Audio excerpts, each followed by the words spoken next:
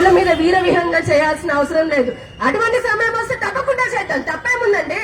అటువంటి పరాక్రమ దేశం మనది, అటువంటి భూమి మనది. ఇలాంటి నీరు మనకి నేర్పించింది. కేవలం కర్మ భూమి, జ్ఞాన భూమి, యోగ భూమి కాదు, పరాక్రమ దేశం, పరాక్రమవంతమైన మహిళల్ని కన్నా దేశం ఇది, నేల ఇది.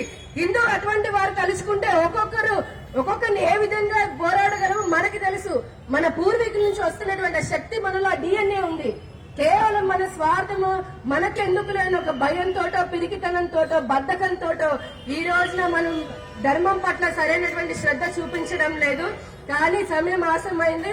ఇప్పుడు జనవరి 5న విశ్వ హిందూ పరిషత్ వారు ఇటువంటి ఏకత్వం కోసమే, హిందువులలో ఏకత్వం కోసమే, మన హిందూ ధర్మాన్ని మరింత బలోపేతం చేసుకోవడం కోసమే హైందవ శంకరావాన్ని నిర్వహిస్తున్నారు.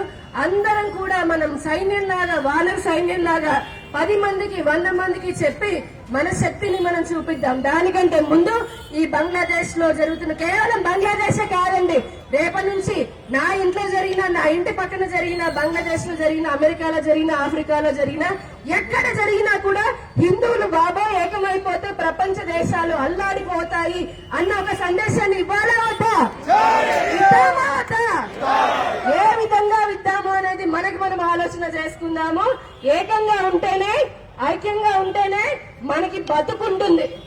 ఈ రోజు 100 కోట్లుండి, 10 ఇళ్లుండి, 20 కార్లుంటే ఏం లాభం? మన ధర్మం నిలబడినప్పుడు మనం ఇలానే వచ్చి మన ఇంట్లోకే వచ్చి పీకలు కోసి మన పిల్లల్ని మనల్ని ఎత్తుకుపోతే ఏం చేసుకుంటామయ్యా? కోట్ల రూపాయలు. మన ధర్మం ఉన్నంతసేపే కదా మనం కూడా నిలబడేది. ఇంట్లో పూజ చేసుకున్నామా, హారతి తిప్పామా, ఓ పువ్వు పెట్టామంటే అవి కూడా కావాలి. కానీ మన ధర్మానికి వచ్చినప్పుడు సందులో మనమే కర్రలు తీసుకొని ఉండాలి. ఆడవాళ్ళు కారపొరులు పట్టుకొని నిల్చున్నామా వద్దా? ఎవరో రాడు, మనమే కాపాడుకోవాలి. ఉంటే ఉంటాము, పోతే పోతాము. మనం కాదా ఇంకొకరు వస్తారు. అవునా కాదా?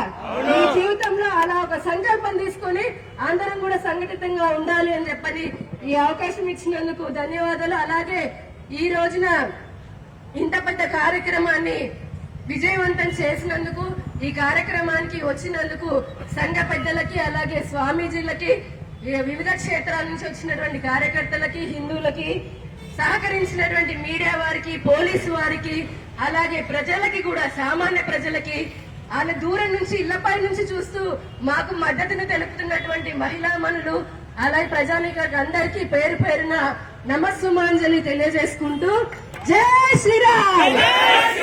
హిందూ ఐక్యత, హిందూ ఐక్యత.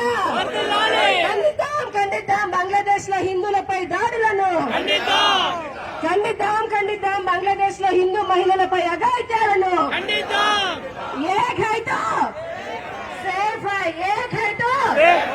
గట్టిగా చెప్పండి, 2 చేతులతో. అందరం కలిసి ఉందామా?